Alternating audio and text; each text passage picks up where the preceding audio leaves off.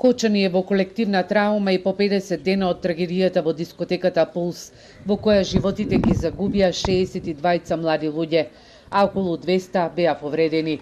Наместо протестен марш низ кочанските улици до општината, полицијата и обвинителството, денеска беше организирана велосипедска тура по патеката на Оризот.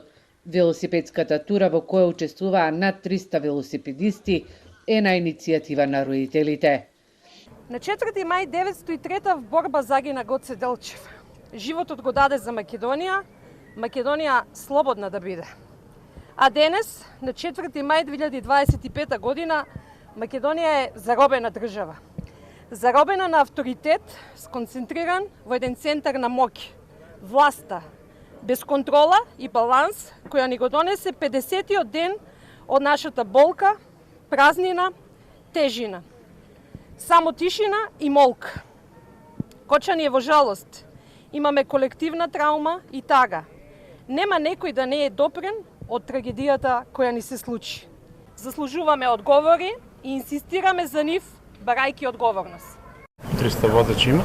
Ке има и спортисти што ќе трчат, што са активисти само што са со трчање и прво ќе иде полицијата, па после ние по нив ќе одеме што сме родители на починатите деца. Родителите на загинатите деца прашаа дали треба да ни се случи трагедија за да си подадеме рака и да се сплотиме, да си бидеме подршка и да сме сите заедно. Порачаа дека се заедно и им даваат подршка на сите повредени, посакувајќи им и брзо оздравување. Не се откажуваат и велат дека заслужуваат одговори и инсистираат на нив.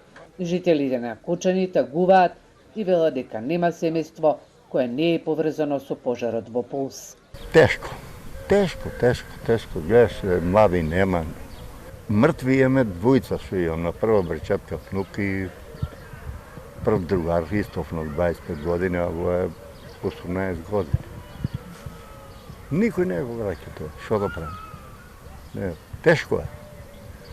Највише е родителите тешко, така ли? И старо и младо се како да ни земаа некој еден клас од градот ни земаа ученици, како тоа. Друго што да кажам? Сите се ожалени, сите под стрес се и тоа. Велосипедистите со едноминутен молк пред дискотеката Пулс како символ на задоцнета институционална реакција, точно во 12 часот и 5 минути им оддадоа почит на 62 млади луѓе кои на 16 март ги изгубија своите животи во пожарот. Вечна им слава! Обвинителот Коцевски претходно информираше дека истрагата за пожарот треба да заврши на 17 јуни. Работат 13 обвинители, а истрагата се води за кривично дело, тешки дела против општата сигурност.